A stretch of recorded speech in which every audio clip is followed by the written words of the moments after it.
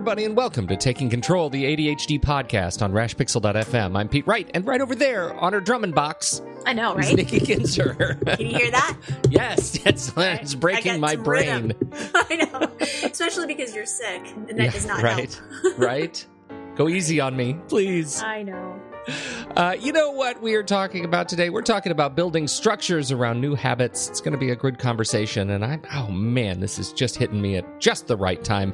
But first, you need to head over to TakeControlADHD.com and get to know us a little bit better. You can listen to the show right there on the website or subscribe to the mailing list right there on the homepage. Get an email with the latest episode each week. And don't forget, if you're using Apple Podcasts, for example, as your podcast app, Apple Podcasts actually makes it much easier now to go in there right on your phone or your tablet and give us a 5-star review. That would be really helpful. It helps other people discover the show. If you're using other podcast apps like Overcast, I know you're out there, Overcast users, because I see you in our analytics. Go ahead and share the show. Share the show on Twitter if you're connected there. Recommend the show through Overcast. Any of these sorts of methods to recommend or share the show really helps us out, and we certainly appreciate it. Of course, you can contact us on Twitter or Facebook at Take Control ADHD and call us. Leave us a voicemail at 503-664-4ADD. Get your voice and your thoughts on this very show. I'm hearing myself in my headphones. I don't sound like me, do I? You sound a little off. I do. I sound like a little bit lower. You're not so much Casey Kasem. Well, I'm recovering. That's the good news. I'm on the up end of this ridiculousness. And I'm the one that's usually sick, so I'm sorry. I know, right? No, that's all right. No good. So tell us what we're talking about today. We have some follow-up first. Yes, we have some follow-up. I was talking to a client this week about our last show, which was on positive energy. And she was sharing something with me that worked for her. And I asked her, I said, can I share this on the show? Because I think this is a great reminder and something that we didn't actually talk about last week. One of the things that she did, because she was in a job that was difficult, and she had somewhat of a difficult negative boss. Oh, the worst. Right? And that's hard when you're around negative people, especially when they're your boss. That's even more difficult. So one of the ways that she coped is she would read that book called Don't Sweat the Small Stuff. Remember that book? Oh, I do. I do. That was some time ago. It was, and it was kind of a big book back then. I mean, I don't think there were a lot of self-help affirmation type of books back then. So this was kind of a big deal. And so what she would do is she would take a passage out of that book, and that's what she would focus on during the day. So she would just kind of work on one little thing, right? And it's been a while since I've looked at that book, so I can't really give you specifics because I don't have it in front of me, but you can kind of get the point. And what happened with her is she said it wasn't overnight. I mean, this was not like an immediate thing where all of a sudden she just felt better about her environment. But she said over time and practicing this every day, it really did start making her feel better. And she ended up leaving the job in a much healthier state of mind. And she was also even able to kind of put some boundaries around that relationship with her boss and such. So my point is, I think that it's really important for people to also look for affirmations and things that they can really hone in on, to kind of work on through the day that creates that positive energy. So I wanted to share that with people because we didn't talk about affirmations last week. We didn't. And this book is great. The full title, in case you're looking for it, it's by Richard Carlson. It was released in 1996. Wow. It's called Don't Sweat the Small Stuff, and it's all small stuff. Simple ways to keep the little things from taking over your life. Yeah, good stuff. Yeah, really good stuff. This week in my illness, I have been reading too. Would you like to know? It actually relates. Oh, this is such a good book. First of all, I dove into the podcast Cortex. Cortex it's kind of a nerd show with a YouTuber, CGP Grey, and podcaster Mike Hurley. It's a good show if you're into talking about the way you can use technology to kind of provide gates into and out for the signals of your life, and really kind of frame your life and your ideal schedule. It's really great. But CGP Grey recommends this book, Essentialism: The Disciplined Pursuit of Less. And I devoured this book. I sort of fell in love with it. There are some problems with it, as there are with all of these sorts of books. But I really love the message, and as such, I have been working so hard on redefining my ideal schedule down to the minute. Oh wow! Like work schedule, or just like all schedules that you have? See, because there is, I really see it as there's one schedule. I have a schedule, right? And it's everything needs to fit in there. So I went into my calendar on the computer, and I created a new calendar, right? That has nothing else on it, and it's called Balance, and it's yellow. And on this calendar, I put in ideally every day, what time do I go to sleep, right? And I put that in on the calendar. And then the next day, what time do I wake up? Right. And I actually put sleep on the calendar. And this was a recommendation from Gray that it just in terms of planning has really helped me. So I put sleep on the calendar. What time do I go to bed? What time do I wake up? And then what do I do first? When I wake up, it's usually family time, right? It's helping the kids get to school. It's helping, pack lunches. It's doing all those sorts of things. So I put family on the calendar until, 8:30 or so. And then I put, personal or projects on there. And that may be time to stop and meditate for a half hour or and I put that on every day. And then I put work I put on from 10 to 2. And that seems like not a very long time for work every day, right? When we're accustomed to these 8-hour days. Right.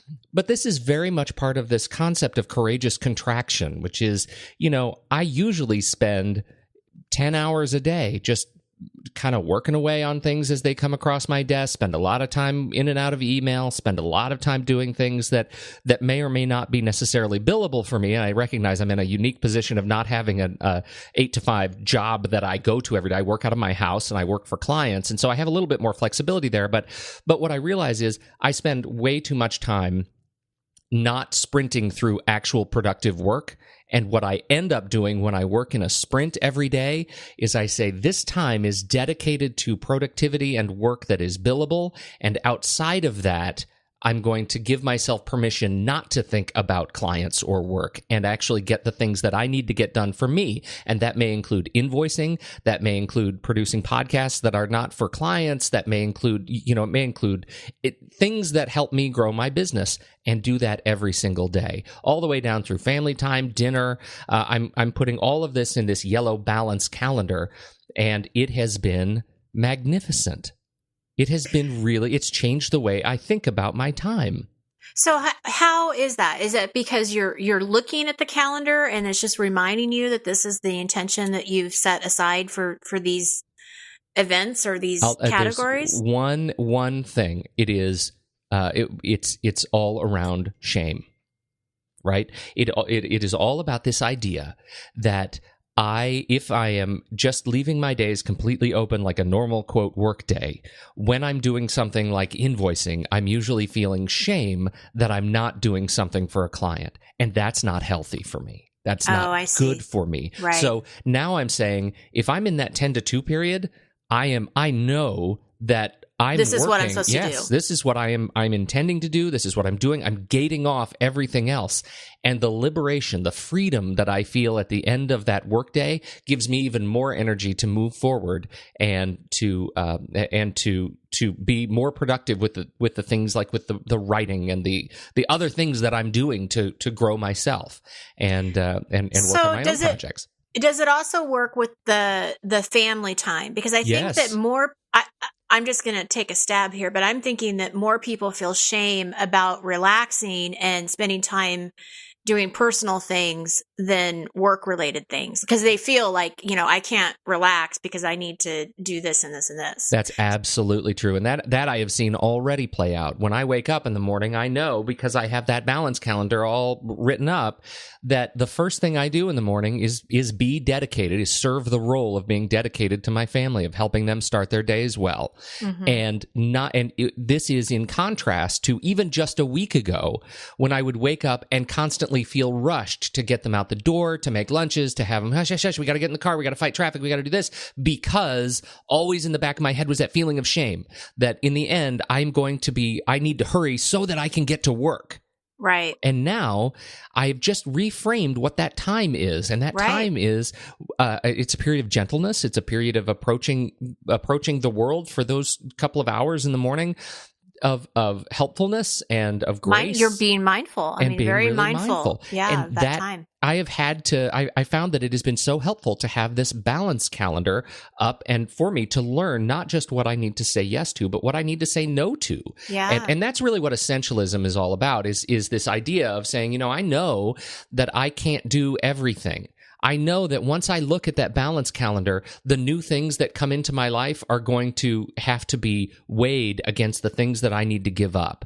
And so one of the messages that the author Greg McKeown says in the book is, if I say, if I'm looking at a project that I'm working on right now, and I think, gosh, this project is kind of a pain and I don't really want to do it. I don't really like the client. It's kind of frustrating. And I think to myself in the context of, if I didn't have this client, to what lengths would I go through to get this client? And if the answer is probably not very far, like I would probably let some other consultant take this on or some other service provider take this on, then maybe it's not a good fit for me. And that's the idea of or courageous contraction, being able to see what in my life is not a good fit and being able to move on from it. In many respects, it goes back to some of our very earliest organizing conversations. When you talk about what are the things in your life that you don't need, that you don't use, that you don't love, and what would you do to get that thing if you found you suddenly didn't have it? And asking yourself that question, not just about the things in your life, but about the activities, about the people that you bring into your life. There's a whole episode I'm sure we could do on this idea of sunk cost bias. And just the balance that you're talking about too. I'm thinking this is another show. Well, it's a book. It's another book show. I think you should check this book out because I'd be interested in your take on it, and we could do a little book review show on it. We've done that before. It might be worth talking about, because it also reminds me a little bit of what Kirsten Milliken was talking about on our fun episode, is to plan fun first. Like look at your calendar and make sure that you plan that fun first, and that's what you're doing too. Is you're making time for that. It's made me much more excited about the work time too. That 10 to 2, I find myself getting excited about it. Like, okay, my day's starting now. I know I'm in a race. It's a good race. It's a healthy race. And it's intentional work too. I think that's the biggest, one of the biggest complaints I hear from myself too, is that floaty, I'm floating. Like I have this time, but I'm not really sure what to do. And at the end of the 4 hours, I don't feel like I did anything, but you're really going into it with intention, and these are the things I'm working on. And then at 2:00 it's done. And absolutely. It's interesting. Well, I'll check it out. Maybe we'll do a future show on it. I will put a link in the show notes. I read your write-up, and the whole reason I brought up essentialism is because I feel like it really fits into this idea around building structure around new habits. I think it's a great sort of lead into this conversation. Where would you like to start? Well, I wanted to actually bring attention back to habits, because I know a couple of weeks ago we did a book kind of show, right, around Mini Habits, Bigger Results by Stephen Guise. And I love the idea of starting really small. So if you haven't listened to that show, I highly recommend it. So Pete, put those in the show notes again too. Show notes it is. That's right. I think it's a great show, and it's really the place to start. Is we want to start small. There's no doubt about it. But there's this big issue that I see from people, that they really are trying to do too much too soon. And so what I want to talk about today is how to build structures around just the small habit that you've chosen. And when I say structures, I mean reminders. That's what I'm talking about, is reminders. And these structures or reminders, however you want to wordplay that, become a really important piece of success with somebody who lives with ADHD, because people with ADHD, as you know, Pete, sometimes have challenges with working memory. I don't know what you're talking about. What? Right. Huh? Who are you? What did you ask me to do? Those executive functions, that working memory isn't always functional. Isn't that funny? Executive functions aren't functional, right? Got that? Yes. Please allow my life to serve as a warning to others. That's right. But you also know that this is not intentional. You're not choosing to forget. It's just something that happens. It's easy to get distracted. You're focusing on your work from 10 to 2, whatever it is that you're focused on. It sometimes that small habit can get forgotten. So we have to be reminded. And, before we actually go into what these possible structures could be, there's something I kind of want to bring up, because this was brought to my attention and I think it's important. a level of acceptance. And it kind of goes back to this shame conversation that we had at the beginning of the show, is that I think that in order for structures to work or to be really open to them, we need to be able to really accept them and accept the fact that we do need help, and believe that the structures are positive things and that we're doing for ourselves and not negative. Because I think that a lot of people feel like they shouldn't have to use an alarm. They shouldn't have to have a reminder or a structure put in place, right? Because there's these feelings of shame that come up that, something's wrong with me. Like everybody else seems to remember, why can't I? Right. And something that I'll say to people, and I think this is really true, is you would never fault me for wearing my glasses to see better. So how, putting structures in place for you or setting up some kind of accommodation for the way that your brain operates, there's nothing wrong with that.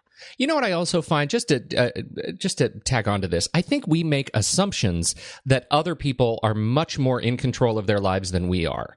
And that is largely false. Right. We don't know, and we can't operate on assumption that causes us shame because we think that we shouldn't have to use alarms because surely other people don't. When, frankly, other people who really have it together likely use some sort of an accommodation like this. Yeah, absolutely. Absolutely. It's very good. I mean, that the perception that we have, or the perception that we think people have of us is usually not right. Yeah, you're absolutely right. So if this is something that you're resonating with and you're like, yep, that's me. I understand what you're saying. I would really encourage you to challenge that belief system and, think about how is that serving you right now, because it's probably not, right? Because you're probably not putting the structure in place because you think that you don't need it. But instead of feeling shame around it, trying to get to a place of acceptance around it and not judgment. Like, let's just take the judgment out, accept it for what it is. And the reality is you really shouldn't have to remember on your own. Right? I mean, the more you can understand how your brain is wired and that this just doesn't happen, then you can really understand, what needs to happen to remember. And that's these little reminders, because you can get the same results as anyone else. You just have to get them a different way. And I guess, one of those detours to speak are these little reminders that we place for ourselves. And ultimately, we want to get to the place that these structures, are set up in a way that you actually trust them. Yes. Wouldn't that be nice? I wonder. To not second guess everything that you're doing or feel like you're kind of in that panic because you actually trust the system or the structure that you put in place. Right. Nice, and, right? And I think so much of that, part of the shame that comes with it is that we feel like people will notice our alarms. And so much of the work around these structures comes in not choosing whether or not to have a system in place, but figuring out how to create a system that is absolutely trustworthy for you, but largely invisible to others. Right. So I'll talk about that a little bit. Okay, good. Mm-hmm. Yeah, because there are ways you can do that. Sure. Believe it or not. So the first structure that I'm going to talk about, and this is not going to be any surprise to anybody, it's the go-to reminder, is that alarm, right? I mean, how many, I'm sure everybody listening has used an alarm at some point in their life, whether it's on their iPhone or a timer or whatever. And these can definitely work. I think that they work really well on specific things, like especially if you have to, pick up your kids at a certain time every day, having an alarm that goes off 10 minutes before you have to do that is going to work for you. If you have to take medication at a certain time during the day, having a reminder go off can definitely help, as long as you are setting the reminders at the right time, because it's not going to help you if you are not in a position or a place where you can take that medication, right? So you got to kind of think it through a little bit and be pretty mindful of when you set the alarm. Another helpful thing, and we've talked about this in the past too, is to keep your alarms interesting so that they don't just become noise, that you actually set them at different tones, just so that it grabs your attention. So instead of the doorbell tone, it becomes something else, in a month or whatever. But what I really I have a technical thing that's really fun. Yeah. For an alarm. So one of the things that I use on my phone is my the iPhone's vibrating alarm, and I love it so much. And there's an accessibility option where you can go in and you can tap out different rhythms. So you can actually program it to vibrate at unique patterns. Does that make interesting. sense? So I can go in on the screen and I can tap out, bzz, bzz, bzz, bzz, bzz, bzz, bzz. So it's the Superman theme, right? Right. That can be an alarm for something that is unique, that I feel, that's totally silent, but I might feel it in my hand or in my pocket, that tells me to do something different than a different theme that I might tap out. So you can actually use vibrations. That's a fantastic way to do it. So it's kind of a hidden way. It is totally doing hidden, it. Yeah, that's right. All right. So we know that alarms can work, but one of the things that I want to talk about and highlight here is when they don't work, because they don't always work. Right. And so what I want people to be aware of or to think about is if you keep setting an alarm for something to remind you to do something and you're not doing it, then, maybe we need to think of a different way of reminding you, because I think people get in the habit of just continuing trying to make that work, and they can't. It just doesn't work for them. And I've seen it a couple of times with clients where, one particular situation, setting an alarm didn't make sense because he didn't leave his work environment at the same time every day. So he could put an alarm at 5:00, but it doesn't mean that he would pay attention to it. And the same thing I think happens with some of my college students too, is that they set it to remind them to do something, but then they still don't necessarily follow through with it. So if that's the situation, I would just consider some other options, which we're going to talk about. But, being aware of when they work and when they don't. Right. So the visual reminders are also really effective, I think, when you're not using an alarm. And one of the things that I will help set up with clients is checklists, like different checklists that they want to have, either for like morning routines, evening routines, things like that. You see this a lot with children, who are trying to do chores and things like that. But that physical checklist can be really helpful if you have it in a visible spot where you can pick it up, check it off, what your steps are. And it's just always that visual reminder that this is the habit that you're doing or whatever. So that's one way. Sticky notes. Old fashioned sticky notes, I think are great. And I think at home, you probably have less, embarrassment around it if you need to put your sticky notes in different spots. And you can certainly put whatever it is, the habit, like if you're trying to do a push-up, going back to our show a couple of weeks ago. Yeah. Right. If you're trying to do your one push-up and you put one push-up on the sticky note and you have it in your bathroom mirror and you have it on your back door. And these things don't have to stay there forever. I think that's what people have to remember, is that these are just when you're forming the habit, when you're trying to get into the habit of doing this habit. How many times can I say habit? Yeah, habit. Well, and habits are the point of habits, right? That's right. It's only a habit once you don't have to be reminded Once to do you don't have to remind it, yeah. So these things don't have to last forever. But a way to do this a little more secretive is you could just have a sticky note like in your work environment that doesn't have anything on it, but it's colored. So it's like a purple sticky note, and you have it on your, your computer, whatever that is, your computer, not your keyboard, but like the desktop thing. Right. Technical term. Monitor. Yeah. Monitor. Yeah. There you go. Whatever. Thank you. You could pick your own word. Words are words. I'm pointing at it right now, but nobody can see me pointing at it.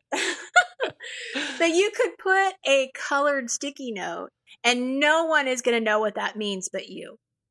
Yes. Right? Yeah. And so you encode it in your head. It's coded. Purple means this. Right. Yeah. Another idea is to kind of work around some kind of physical object or cue of some sort. And it's kind of like the sticky note idea, but I've got a couple of specific examples here. My daughter got in this habit of forgetting her homework, and she was getting really upset about it. And so one of the ideas that we came up with for her to remember is to put a special keychain on her backpack. So when she packed up her backpack in the afternoon, her cue was to see this keychain, and that was for her to remember that she needed to go get her homework. So it's sort of just, associating, same thing as the sticky note, like we just talked about, but putting it on something that, she would normally be doing every day anyway. We have a similar mnemonic for my son where we, but we use scents. like Oh, smells. good idea. Right? Yeah. And so we got a little pill box, one of those AM, PM pill boxes, and put a piece of cotton in each side. And one of them is the focus scent. Like when he's about to sit down to do his homework, he opens up that pill box, and we've associated that with, I don't remember what it was, lavender or mint or something. So that when he is finding he's really struggling to kind of connect with what he's doing, he opens up the PM pill box and he takes a big whiff right through his nose. And that smell reminds him of of the experience of working hard. Oh, that's a great idea. Right? As long as you encode that at the right time so that, when he's working hard, we have the smell of lavender around. And then the next time he wants to work hard, when he smells lavender, he's put back in that mindset. And it ends up working really well. It's like weird voodoo. It's fantastic. Oh, that's a great idea. That really, I like that. Thank you for sharing that. Well, you're welcome. I love to serve. The other idea or example I have is I had a client who wanted to get into the habit of shutting down their email at night so that when they first got in the morning, it wasn't the email that they saw first, right? So that was kind of the habit they were trying to get into. Yeah. And the way that what we came up with was putting decorated tape on his pen case, which is where his LifeScribe pen lived. And that was something that he did every night. So he knew for sure that he would always put his pen in his pen case. And so that decorated tape on the pen case then would be that reminder of, I got to shut down email first. Like I'd need to make sure I shut it down. Oh, that's really good. Yeah. It's these little things that, it's just those visual cues. And we talked about this a couple of weeks ago in the habit show about connecting the habit to something you're already doing. Because remember you asked me that trick question and I answered it right. Yes, I do. To connect the habit. And so both of these examples above are connecting the visual cue with something that they're already doing. But I have another example. I'm just full of examples today. So I was working with a student who was having some challenges with planning her weekends as far as what she needed to study for over the weekend. And what was happening is she was looking at Monday, but she wasn't looking at anything farther. So if she didn't have anything due on Monday, then she kind of felt like, okay, the weekend was free. But then Tuesday would come or Monday would come, and then she would look at Tuesday and she'd panic because all this stuff was due on Tuesday. You can imagine how that can happen. I right? can, yes. And so what we ended up working with was figuring out, okay, when is your last class on Friday? And her last class on Friday ended at 4:35 or 4:30. So what we did is we set an alarm for her at 4:35 on Fridays, 5 minutes after her class was over, and she would hear the alarm, and then that would be the time that she would do a quick review of her following week.